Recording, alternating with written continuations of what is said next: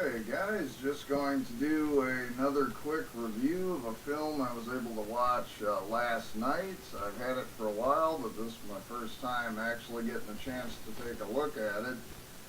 And the film I'll be reviewing is Alucarda, which is a Mexican horror film from 1975, I guess, according to this.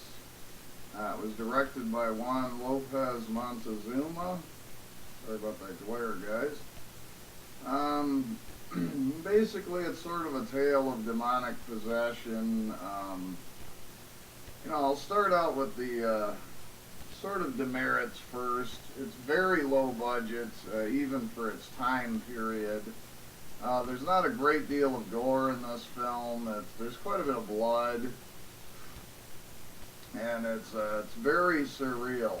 So if you're into very surreal type of films, this is worth taking a look at.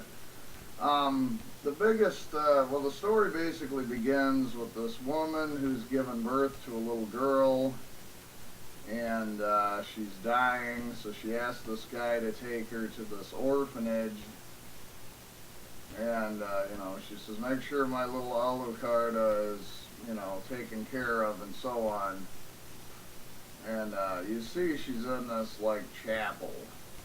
Anyway, she passes away, and then the story moves ahead 15 years, and this horse and carriage rolls up with this other girl who's around 15, 16, whatever. And both of her parents recently had passed away, and so they take her to this orphanage that's run by these nuns and so on. And her name is Justine. Well, Alucarda and Justine quickly become close friends and decide to make a blood pact with each other. That, basically, that they won't die unless they die together. And things get kind of weird. You see them running around through the kind of woodsy area near this orphanage, and they end up meeting these gypsies who are trying to sell them these, magic trinkets and this, alchemy stuff, and it just gets a little strange. They end up happening upon the same old, monastery. And Alucarda mentions, well, this looks really familiar, like I've been here before. Well, that's the place she was born. Well, they end up opening one of the caskets and apparently releasing some sort of demon. Like I said, a lot of the story doesn't make a lot of sense. And anyway, both girls get possessed. They start, saying all this, very blasphemic type stuff during the church services and stuff with the nuns and the preacher. And anyway, decide that the Catholic Church are the bad guys, and they're here for Satan. And the two girls decide they want to take revenge on everybody. Like I say, though, it gets very surreal. There's a lot of jump shots. And I won't go any further, to be honest, because it's really, you kind of got to watch it. Like I say, as far as demerits, it was a Mexican film, but it was actually filmed in English, so I watched it in the original English. Kind of a strange situation. It was actually dubbed into Spanish later. But the acting is not very good. Like I said, there's no gore to speak of. There's quite a bit of blood. The acting that is involved is a lot of, the writing is not that great. There's tons of overacting. But on the plus side, like I said, it's very surrealistic. A lot of the locations are really beautiful, and it's got a very atmospheric feel.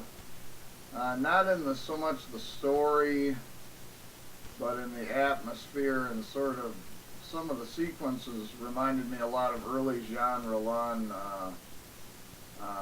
films. So people that are into Rollin's work might find some things to like about this.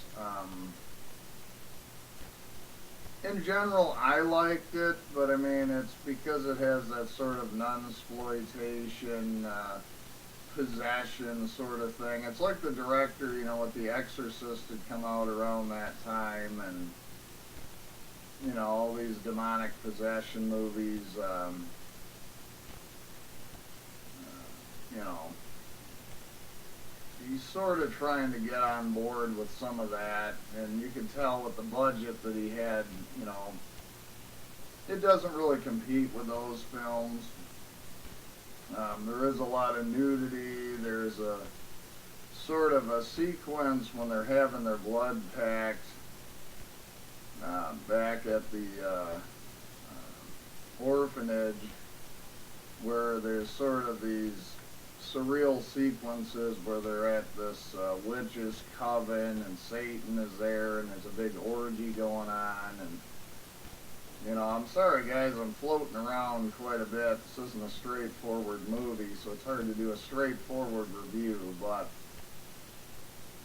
for people into early exploitation cinema, or you know, hardcore collectors of demonic possession films or something, I would recommend this. Or if you just want something that's kind of obscure and not going to be a film everybody out there has, I would recommend it. But if you're more of a casual horror fan, like I said, the special effects are nothing special, the writing is not very good, the story is hard to follow. Most of the acting is very overacted, so there's a lot of minuses. I'm glad I have it in the collection.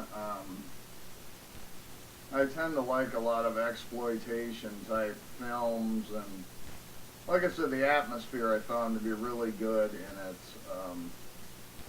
So that's about it, guys. If you do happen upon this, I think it might be out of print now. The film again is Alucarda. It's on a Mondo Macabro label. Like I said, it's a Mexican film. It's sort of a demonic possession / nunsploitation film. But if you're into that type of thing or big on exploitation, you know, I say give it a look. Otherwise, it might be one to just pass on, guys. But anyway, thanks a lot for watching, guys, and I'll catch you later.